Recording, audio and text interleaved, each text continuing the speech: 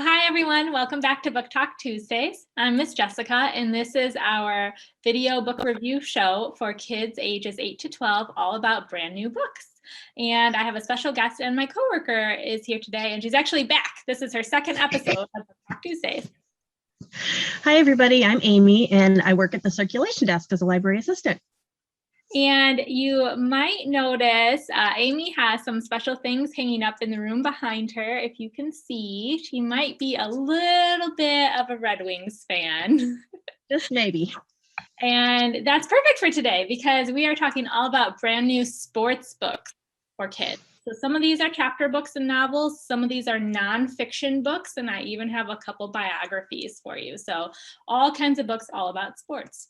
And my first book is called Jayla Jumps by Joy Jones. And this book is about a sport I didn't know a lot about. It's about double Dutch jump roping, which is a real sport. There are competitions and everything, and it's not as easy to do as it might look from videos if you've seen anything.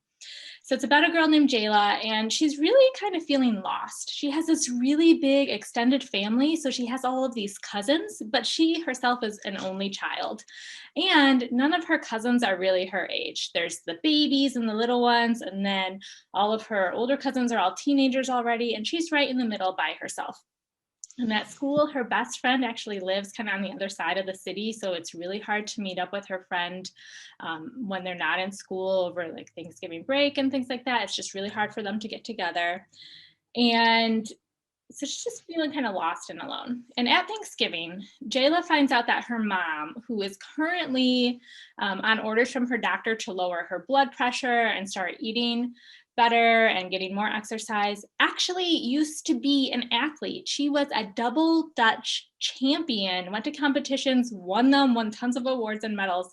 And she can't believe that that is the same person as her mom that she knows today. And it really inspires Jayla. And what I love about this story is that Jayla creates her own agency. And what I mean by that is she takes her idea and puts them into action herself. She starts a competition team at her school. She recruits schoolmates and members to the team. She finds competitions for them to travel to and participate in. She gets a teacher advisor on board, so they're all signed off with the school. They're good to go. And I just thought that was incredible. I don't think that I would have been able to do that in 4th or 5th grade all by myself, but Jayla finds this inspiration and she just goes for it. She gets her whole family, people of all ages, jumping rope again. But you'll have to read the book to see if she gets her mom to double Dutch again. So this is just a really fun, playful story to read. And throughout the book, there are some jump roping rhymes. And I recognized a couple from when I was a kid and would jump rope at recess and stuff like that. But a lot of them were brand new to me. So that was really fun trying to like read through them and get like try and figure out what the rhythm would be if you were jumping. So I really liked that part a lot. I think this would be great for kids ages 8 to 12. It's not a very long book, so it's not going to take you too long to read. And I think it would be a really, really fun family read aloud too, because so much of the story centers around Jayla's family. So I really like this one, and I think you will too. Awesome. That was one I looked at, and I loved to jump rope when I was a kid. Loved it. That was one of my favorite things. Double Dutch, not so much. It was a bit harder. So the first book that I got is one about hockey, which, like Jessica pointed out, I do like the Red Wings and I do like hockey. So that was kind of how she sneaked me into doing this one again. But anyway, this one is called the Stanley Cup Playoffs. And it was a really informative, really short book. There were nice short chapters. It was not about any one specific team. It was about the Stanley Cup itself and the history of the league, how the league started, and some of the interesting games. When I was a kid in our gym class, we had to learn all the history before we learned to play the sport. So I remembered some of it from a long time ago, but it was really interesting to see how the league started and the different things that they have and the actual cup and the trophy. And they do say it's one of the hardest trophies to win in sports. Got a really long season. Hockey's very physical and demanding.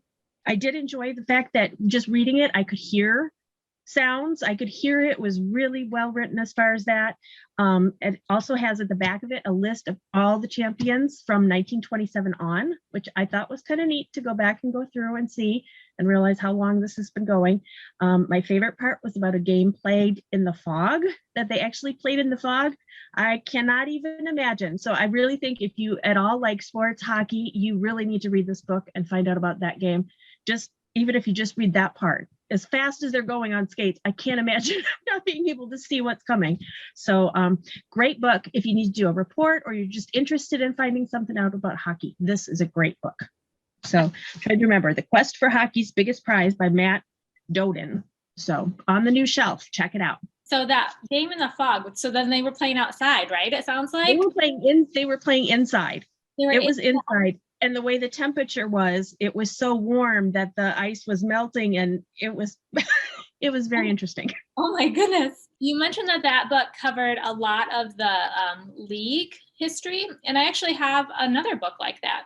One of the biographies I read is called Baseball's Leading Lady by Andrea Williams, and it's all about a woman named Effie Manley and her role in the Negro Baseball League, or the Black Baseball League, that was formed so that African Americans could play professional baseball during segregation. And today we don't use the word Negro, we don't use that term anymore, but in the early and mid 1900s, when Effa was alive, that is the term that was commonly used. So that's why it's in this book. And her story is just extraordinary.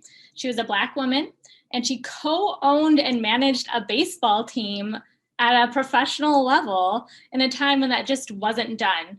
So not only was she a Black woman in a position of power, she was a woman in position of power, and it was just went against all expectations of ladylike behavior and all of that. Her team was called the Newark Eagles, and they're based out of New Jersey, and they played from 1936 to 1948. And in this book, there is so much great baseball history. There's a lot of statistics. So if you like baseball stats, you're going to like this book too. But really, though, her story is so much bigger than a baseball game. In her powerful position, she was able to really influence a lot of other aspects of society, at least as far as her personal reach went. So she was able to speak out about racism and sexism, and she created a lot of opportunities for other people in her community to become leaders too. So I thought this book not just covered the topic of the Negro Leagues and not even just Effa's life, but really gave you a sense of the history and the context for all of the challenges that she was facing. There are lots of original photographs. There are clippings from historical newspapers that you can read, and lots of quotes from things she said herself too. And there's also a ton of resources in the back. So the author really, really did her research. She notes every time she pulls an exact quote. She says exactly where she got that quote from, which as a librarian, we like to see that. If you love baseball, if you love history, if you love strong female leaders, you are gonna love this book. Oh, that sounds awesome. All right, I'm going to stick with the baseball theme for my next two books. And the first one I did was called Camp Average. It's a fictional book. I wasn't quite sure. It's centered around a group of like 11-year-old boys going to camp. So it's not really me or my thing. But I always wanted to go to camp. Never did. Never went to camp. So it was just kind of interesting to watch these boys come together and how each one of them is so totally different and how they work together. The theme, their basic thing was they're number two. They always said, we're number two, we're number two. So they were trying to get a point. Part of the thing was it's okay to be okay. You don't have to be the best at everything. But these kids worked together and they wanted to just have fun at camp, not necessarily win. That was what they wanted to do. Camp was for fun. But they got a new director he never lost. His thing was, I never lose. His name was Winston. So that kind of fit perfectly. So they decided they were going to go together and lose as best they could, just to kind of outsmart this camp director. So you're going to have to read it to see what happened. But some of the comical things that they did in the games and things, I don't know a ton about baseball, but even I was like, oh, you can't do that. So it was really fun to see. And they did have a little bit of a change of heart as the season went on, as their tournament went forward. You're going to have to read it to find out if they did win, if they didn't win. if they were ever able to stop doing push-ups and laps and go back to swimming and canoeing and everything they wanted to do. But it was a really fun book. Going into summer now and baseball and spring with things coming up, this is a great time to read this kind of book. That sounds like a good one. I think there's a sequel, and I'm pretty sure I have it already too. So if that one sounds good to you, you can check out the second one as well. I don't know what they do in the second one. I don't know if they go back to summer camp or if they're in a new setting, but yeah, that kind of sounds like what my summer camp experience would be, honestly, to just maybe the more social parts of it than the athletic parts of it. So yeah, no, it was a fun book. So Camp Average by Craig Battle. Nice. So my last book is another biography, and it's actually from a new series called Epic Athletes. And the whole series is written by Dan Wetzel. And that name might sound familiar to you if you are really into sports and follow a lot of games, because he's actually a professional sports writer, and he's been writing and talking about sports for a very long time. So the specific book I read, I actually have it here because I want to show you some of the illustrations, is the one about Alex Morgan, who is a professional soccer player. And I just thought that this whole series is just really, really well done. Each book is fairly similar. The first chapter sort of puts you right into the action. So whatever kind of the strategic moment or the most important moment in that athlete's life, the winning game or whatever that critical moment was, it puts you right into the action of that piece of history at that time in their life. So you get to get like play-by-play of what's happening on the field. And then it jumps back and starts in with information about their childhood, their school years, how they came to be a professional athlete. Alex Morgan's make or break moment, of course, is from a soccer match between the US and Canadian teams at the 2012 Summer Olympics in London. And it comes down to sort of that game-winning goal. And I won't give it away if you don't know about it. You'll have to read her book, or you can probably find videos of the game on YouTube. But what I really liked about this series is that not only does he focus on what's happening on the field, so those play-by-play moments, the action of the actual games and matches, but also there's a focus on the athlete's personal life and how did they as a person achieve all of these amazing goals. I really love the illustrations too. So at the end of each chapter, there's like there's just a one-page picture. Let me see if I can find a good one. And it's kind of done in this comic book style. And then at the very end of the book, there's a section called Instant Replay. There's that first page. And what it is a comic book style illustration of basically that pivotal moment from the first chapter. So you make it all the way through the book. You kind of get a little reward. You get an illustration, a comic to flip through too. So I really liked that about these. I thought that was a really smart move to combine such an exciting story about an athlete's life with some comic panels, because we all like to read comics and graphics too. So there are a lot of other books in this series. I'm working on getting them all. Some of them are still being published, so they're not all available yet. But I know we have Serena Williams, we have Kevin Durant, we have Lionel Messi, we of course have Alex Morgan, LeBron James, Simone Biles, and I think we have at least a couple more at the library, and there are more coming too. Something for everybody, basically.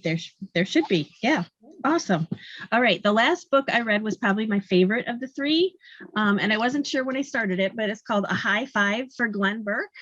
Again, I'm not a huge baseball fan, so I don't really know a ton about baseball, but it started out, the character is, I believe he's right around 11 or so, 6th grade, somewhere around there. And his name is Silas, and he's doing a report for school. And he ends up finding a baseball player, and he does a lot of YouTube watching. He does a lot of this, and he finds out that this player personally is very much like him. And he has a secret that he kind of wants to tell people, but he's not sure how to tell people. And at that age, we all have a lot of secrets. We're all trying to figure everything out. He thinks this is going to be a great way to do it. So what impressed me was this young man did this report, and he put all this activity into it. He was out and about and loud, and he did actions, and he made up all kinds of things. And then you'd go back and he'd be like, I can't do this, and I'm scared of doing this, and I'm scared of doing this. And we all have different sides that we show people. And it's okay to be that way.